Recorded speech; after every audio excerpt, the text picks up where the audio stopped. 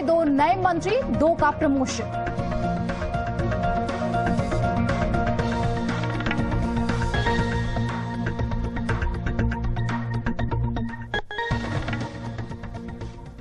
नमस्कार, आप देख रहे हैं जी मीडिया। मैं हूं अदिति त्यागी और खबर जुड़ी हुई है एयर इंडिया से, जो कि एक बार फिर से विवादों में फंसती नजर आ रही है। ताजा खुलासा ये है कि बेंगलोर से हैदराबाद जाने वाली एक उड़ान में पायलट्स ने दक्षिण भारत की एक अभिनेत्री को कॉकपिट में बैठने की इजाजत दी थी। ये अभिनेत्री जो है, इसने कॉकपिट में बैठकर ये सफर तय किया। दरअसल ये वो सीट थी जहां सिर्फ ऑब्जर्वर्स को बैठने की इजाजत होती है, लेकिन पायलट्स ने इस अभिनेत्री को वहां बैठने की इजाजत दी और इस अभिनेत्री ने बेंगलोर से हैदराबाद तक का सफर इसी सीट पर तय किया। मामले का खुलासा होने के बाद एयर इंडिया ने दोनों पायलट्स को सस्पेंड कर दिया है। जांच के आदेश दे दिए गए हैं। हालांकि उड़ान की तारीख क्या है, फ्लाइट नंबर कौन सा था, ये अभी तक साफ नहीं हो पाया है। ऐसा माना जा रहा है कि जून के आखिरी हफ्ते की ये पूरी घटना है। जी मीडिया संवाददाता नीरज ठाकुर जुड़ रहे हैं हमारे साथ ज्यादा जानकारी के साथ। नीरज, जिस तरीके से कायदे की धज्जियां उड़ाई गई हैं, कटघरे में खड़ा कर दिया है एयर इंडिया के पायलट्स को। हालांकि पायलट्स जो हैं इस समय उनको सस्पेंड कर दिया गया है। तारीख कौन सी थी वो और फ्लाइट नंबर क्या था, ये अभी साफ नहीं हो पाया है। ज्यादा जानकारी नीरज से लेंगे।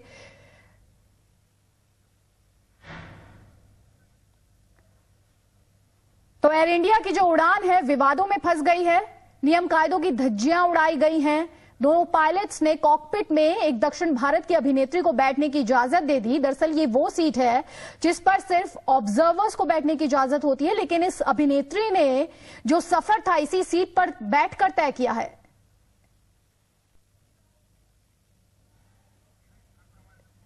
जी मीडिया संवाददाता नीरज ठाकुर फोन लाइन पर हमारे साथ। नीरज, जिस तरीके से एयर इंडिया की ये उड़ान जो है विवादों में आई है, क्या साफ हो पाया कौन सी उड़ान, कौन सी तारीख थी? और जिस तरीके से पायलट्स ने धज्जियां उड़ाई हैं कायदे कानून की, जाहिर तौर पर बड़ा सवालिया निशान लगाने वाली। जी बिल्कुल, ये जून महीने की बात है, करीब जून मिड की बात है, जब ये बेंगलोर से हैदराबाद जा रही थी एयर इंडिया की फ्लाइट और उसमें ये अभिनेत्री सवार थी और ये सीधे जैसे ही फ्लाइट उड़ी, टेक ऑफ हुआ, उसके बाद सीधे कॉकपिट में गई और उस सीट पर बैठती है ट्रेनी पायलट बैठता है या ऑब्जर्वर बैठता है, जिसको डीजीसीए बैठने की इजाजत देता है। और ये बाहर नहीं निकली और तभी निकली जब प्लेन जो लैंड हुआ। वहां प्लेन में एक साइंटिस्ट, गवर्नमेंट सर्वेंट साइंटिस्ट, एक ऑफिसर वहां बैठे थे। उन्होंने ये सब देखा और उन्होंने इसकी शिकायत डीजीसीए को तुरंत की उतरने के बाद। और डीजीसीए इतने दिन से इस बात का पता लगा रही थी और जब वो कुछ पुख्ता जानकारी डीजीसीए को इस बारे में मिल गई, उसके बाद ये कार्रवाई करते हुए दोनों पायलट को सस्पेंड कर दिया गया है और एक इंक्वायरी का ऑर्डर किया गया है जो लगातार जो इस मामले की जांच कर रही है। नीरज, पहले भी इस तरीके के मामले आए हैं कि जो यात्री हैं उन्हें कॉकपिट में जाने की इजाजत दे दी जाती है। कई बार सवालिया निशान भी लग चुका है, कटघरे में खड़ा करते हैं ये एयरलाइंस को। और अब एयर इंडिया के जो 2 पायलट हैं उनको सस्पेंड कर दिया गया है। आगे क्या कुछ होने वाला है? देखिए, अगर वो दोषी पाए जाते हैं तो उनके खिलाफ अभी फिलहाल क्योंकि सस्पेंड किया गया है, शुरुआती तफ्तीश में कुछ जो चीजें थी वो सामने आ रही हैं, उससे पता चल रहा है कि ये जानकारी बिल्कुल सही है। लेकिन फाइनल रिपोर्ट आने के बाद अगर उन्हें दोषी पाया जाता है तो उनके खिलाफ कड़ी कार्रवाई की जा सकती है। फिलहाल इनको डीरोस्टर कर दिया गया है, ये किसी फ्लाइट में हिस्सा नहीं ले सकते और सस्पेंड भी कर दिया गया है क्योंकि सेफ्टी नॉर्म्स के बिल्कुल खिलाफ है और इसको बड़ी कड़ाई से डीजीसीए इन नॉर्म्स का जो पालन करने की हिदायत दी जाती है डीजीसीए की तरफ से। और जब इस तरह की बातें सामने आती है तो पायलट के खिलाफ कार्रवाई की जाती है। शुक्रिया नीरज। तो साफ करते हुए कि अगर पायलट्स के दोषी पाया जाता है, जो कि इंक्वायरी ऑर्डर कर दी गई है, तो सख्त से सख्त कार्रवाई इन पायलट्स के खिलाफ की जा सकती है। बात करते हैं सलमान खान की। 2002 के हिट एंड रन केस में सलमान खान की मुश्किलें दिन ब दिन बढ़ रही हैं। सलमान के खिलाफ आईपीसी की धारा 304(2) के तहत केस चलाने के बांद्रा मजिस्ट्रेट कोर्ट के आदेश को सलमान ने सेशंस कोर्ट में चुनौती दी थी। 2 हफ्ते बाद इस पर सुनवाई करते हुए मुंबई सेशंस कोर्ट ने सलमान की याचिका को खारिज कर दिया है। कोर्ट ने सलमान को इस मामले में अदालत का वक्त बर्बाद करने के लिए जुर्माना भी लगाया है। जुर्माना कितना होगा, कब तक देना होगा, ये फैसला सरकारी वकील को करना है। देखिए, जो सलमान खान ने रिव्यू पिटीशन सेशंस कोर्ट में दाखिल करी थी कि मजिस्ट्रेट को ऑर्डर जिसमें कि गैर इरादतन हत्या का मुकदमा उन पे चलाया जाना था, जिसमें 10 साल की सजा हो सकती है, उसके खिलाफ उन्होंने रिव्यू पिटीशन दायर किया था और उन्होंने डिमांड की थी कि जो मजिस्ट्रेट का ऑर्डर है वो गलत है, वो बिना सोचे समझे दिया गया है, इसलिए उसको निरस्त किया जाए। लेकिन जज ने जब दोनों तरफ की दलीलों को सुना, उसके बाद जज साहब का जब ऑर्डर आया, उन्होंने कहा कि जो सलमान खान है वो उनका जो है उनके ऊपर गैर इरादतन हत्या का ही मामला चलेगा। उन्होंने उनकी रिव्यू पिटीशन को खारिज कर दिया और खारिज के साथ साथ हर्जाने का भी ऑर्डर दिया है। हर्जाने का मतलब कि जितना कोर्ट का समय जाया हुआ है, कोर्ट के अफसरों का जो समय जाया हुआ है, पीपी का जो समय जाया हुआ है, जो उनकी सैलरीज हैं, जो कोर्ट का खर्चा आया है, पुलिस के बंदोबस्त का जो है, वो पूरा कॉस्ट को कैलकुलेट करके सलमान खान को कोर्ट में जमा करना पड़ेगा। तो सलमान खान की रिव्यू पिटीशन ठुकरा दी है सेशंस कोर्ट ने। आप सीधे रुख करेंगे, संजय प्रसाद का मुंबई में मौजूद है।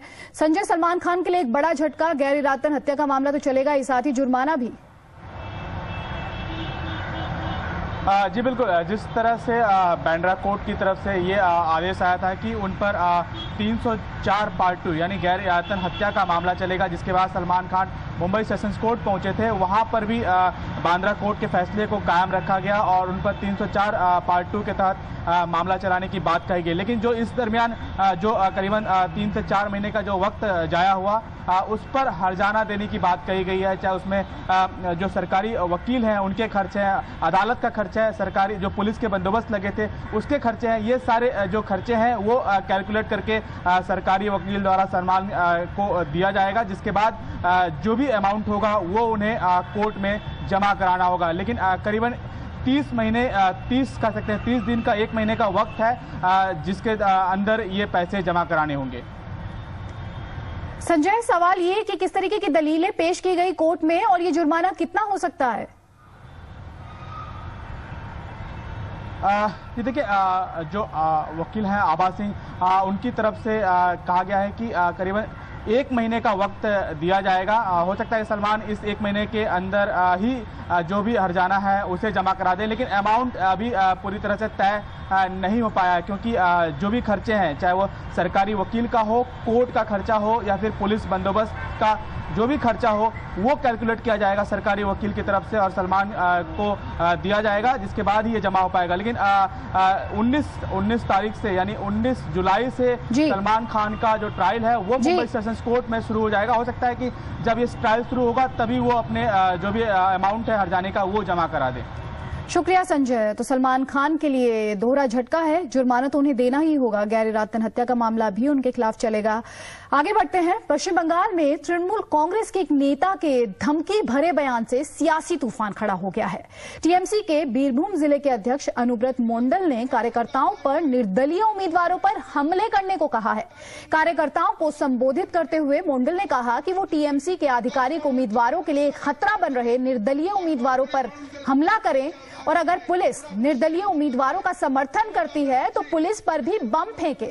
इससे पहले भी मंडल गलत बयानी के लिए विवादों में रह चुके हैं।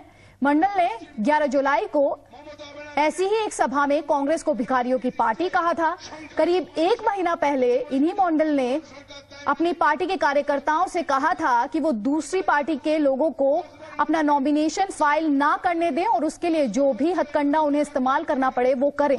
तो पता नहीं किस तरीके की राजनीति टीएमसी कर रही है और जाहिर तौर पर इस स्टेटमेंट ने कि उम्मीदवारों पर आप हमला करें और अगर पुलिस उन उम्मीदवारों का साथ देती है तो आप उनके ऊपर बम फेंके, इससे पश्चिम बंगाल की सियासत में एक बड़ा विवाद जरूर खड़ा होगा। আমি বলবো তৃণমূল প্রার্থীদের জোড়া ফুলে ভোট দিন, কোনো নির্দল প্রার্থীকে ভোট দেবেন না। আর যদি কোনো নির্দল প্রার্থী বাড়িতে হুমকি দেয় তার বাড়িটা ভেঙে চালিয়ে দিন। कांग्रेस नेता जगदम्बिका पाल ने कहा है कि पश्चिम बंगाल में कानून व्यवस्था फेल हो चुकी है। या जिस तरह से वहाँ के पंचायतों के चुनाव में हिंसा हुई है, जिस तरह से केंद्र के एक मंत्री के काफिले पे जिस तरह से हमला हुआ है, कहीं न कहीं ये वेस्ट बंगाल की कानून व्यवस्था फेल हो चुकी है।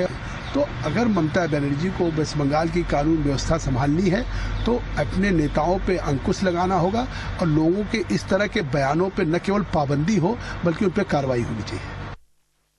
तो जगदम्बिका पाल साफ करते हुए कि पश्चिम बंगाल में जो कानून व्यवस्था है पूरे तरीके से चरमरा चुकी है और इस वक्त एक बड़ी खबर आ रही है और खबर यह है कि सभी मेडिकल कॉलेजों के लिए कॉमन एंट्रेंस टेस्ट नहीं होगा। एमसीआई की याचिका पर सुप्रीम कोर्ट का ये फैसला आया है, बेहद ही अहम फैसला। पहले के नियम ही लागू रहेंगे।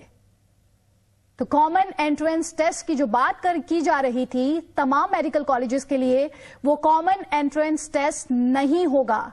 एमसीआई की ये याचिका थी, सुप्रीम कोर्ट का इस पर फैसला आया है। साफ कर दिया है सुप्रीम कोर्ट ने कि पहले वाले नियम ही जो हैं वो ही लागू रहेंगे और किसी भी तरह का कॉमन एंट्रेंस टेस्ट नहीं होगा। इसी खबर पर लगातार बने रहेंगे, रुकेंगे एक छोटे से ब्रेक के लिए, तुरंत लौटेंगे। आप बने रहिए जी मीडिया के साथ। ये है Zee Media, India's largest news network और आप देख रहे हैं जी न्यूज।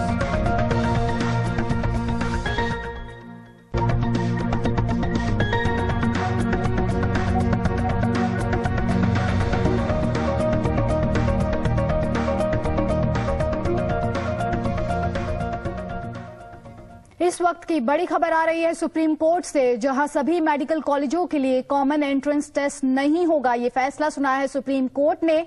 इस मामले में पुराने नियम ही लागू रहेंगे। सुप्रीम कोर्ट ने मेडिकल काउंसिल ऑफ इंडिया की याचिका पर यह फैसला सुनाया है।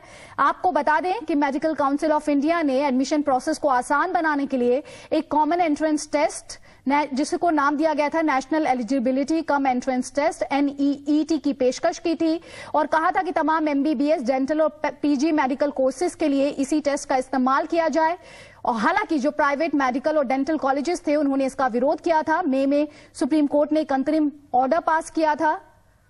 और ज्यादा जानकारी के लिए सहयोगी महेश गुप्ता जुड़ रहे हैं। महेश, क्या कुछ कहा है सुप्रीम कोर्ट ने? साफ कर दिया है कि कॉमन एंट्रेंस टेस्ट नहीं होगा, हालांकि MCI ये चाहता था। देखिए, ये जो सुप्रीम कोर्ट ने फैसला सुनाया है ये मेरिट पर है, वो इस आधार पे है कि जो टेक्निकल ग्राउंड थी कि सुप्रीम कोर्ट का ये कहना है कि जो MCI है मेडिकल काउंसिल ऑफ इंडिया, उसको ये अधिकार नहीं है कि कोई इस प्रकार का नोटिफिकेशन जारी करे कि देश भर में किस प्रकार से एग्जाम होंगे। तो इस आधार पर जो है सुप्रीम कोर्ट ने खारिज किया। इसमें सुप्रीम कोर्ट में 3 जजों की बेंच थी।